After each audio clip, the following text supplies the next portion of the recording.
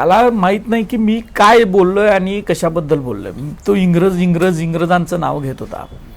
ही मी जे काही संदर्भ दिला आहे तो फ्रेंच मार्टिन डायरीचा दिला आहे, फ्रान्सिस मार्टिनच्या डायरीचा दिला आहे. खरं तर इथं सांगायला काय हरकत नाही की संभाजी महाराजांच्या या पकडून देण्याचे जे काय आपला सगळं विषय आहे त्याच्याबद्दल फक्त फ्रान्सिस मार्टिनची डायरीच आपल्याला सांगते आणि एक इंग्रजांचं एक कोटेशन आहे फक्त.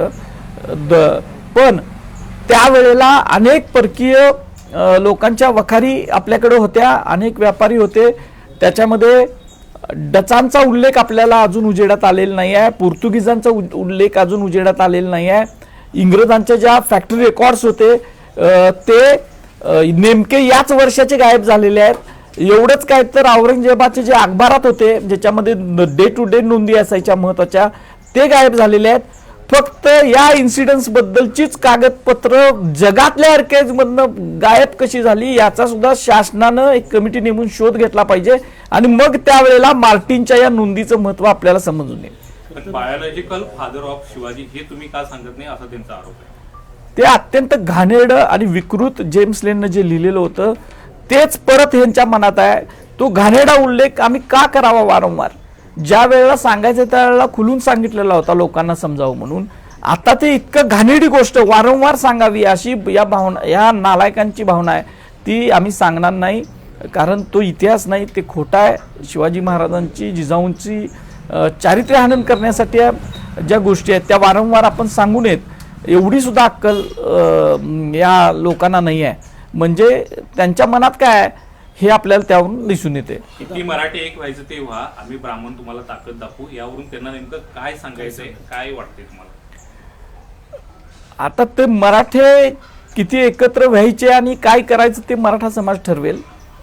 पण हा जो एक उन्माद चढलेला आहे की आम्ही आता सर्व सत्ताधीश झालेला आहोत आणि आमचं कोण काहीच करू शकत नाही, ह्या उन्मादातूनच तो इतका खुलेपणानं फोनवर बोललेला आहे आणि एवढी धमकी दिलेली आहे त्यांनी.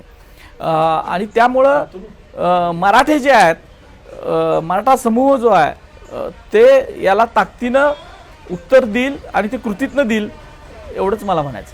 तर या फोनचा मूळ उद्देश संभाजीराजेंना धरून आहे. चित्रपट छावा सुद्धा आता प्रदर्शित झालेला आहे. यावरून 1-2 दिवसापूर्वी पुन्हा एक वाद निर्माण झाला की शिर्के बंधूंनी संभाजीराजेंना पकडून दिले.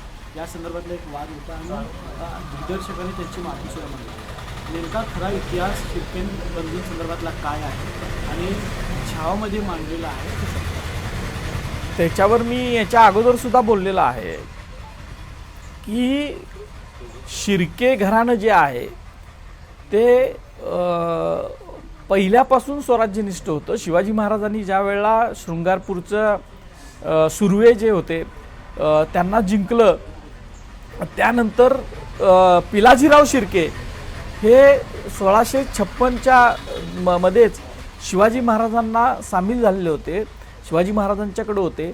त्यावेळेपासून त्यांचे बेटी व्यवहार झालेले आहेत. म्हणजे शिवाजी महाराजांची कन्या राजकुमार बाईसाहेब यांचा विवाह पिलाजीरावांचे जे गणोजी शिर्के आहेत त्यांच्याशी, चिरंजीव त्यांच्याशी झालेला होता आणि संभाजी महाराजांचा विवाह हा गणोजीची जी बहीण आहे येसुबाई साहेब त्यांच्याशी झालेला होता. त्यामुळे बेटी व्यवहार झालेलं हे घराणं आहे. त्याच्यामध्ये संभाजी महाराजांच्या काळात यांचे मतभेद झाल्यामुळं कान्होजी शिर्के नावाचे एक शिर्के औरंगजेबाकडं हा 1682लाच गेलेला होता आणि गणोजी शिर्के हे 1688ला हे मोगलांच्याकडे गेले.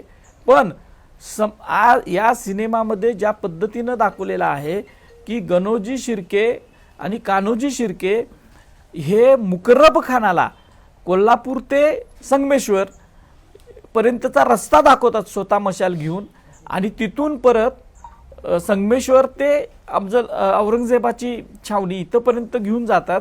याच्या विषयावर इतिहासातला कसलाही संदर्भ उपलब्ध नाही आणि जे संदर्भ आहेत ते आपण सांगतो, जे नाहीत ते आपण सांगू नयेत असं माझं मत आहे. आणि सिनेमामध्ये भाकड कथेच्या आधारावर ते लिहिलं आहे. एवढंच काय, सोयराबाई साहेबांना सुद्धा एक खलनायिका दाखवलेला आहे आणि कालच एक दुसरा त्यांचा एक व्हिडिओ जो सिनेमात नाही तो आलाय बघा, की जे नाही आहे ते तुम्ही दाखवू नये, कारण आपल्या इतिहासाचं नुकसान या कथा कादंबऱ्या आणि सिनेमामधनं जास्त झालंय आणि खास करून शंभूराजांच्या इतिहासाचं नुकसान त्याच्यातून झालंय, त्यामुळं हे दाखवू नये असं आमचं मत आहे.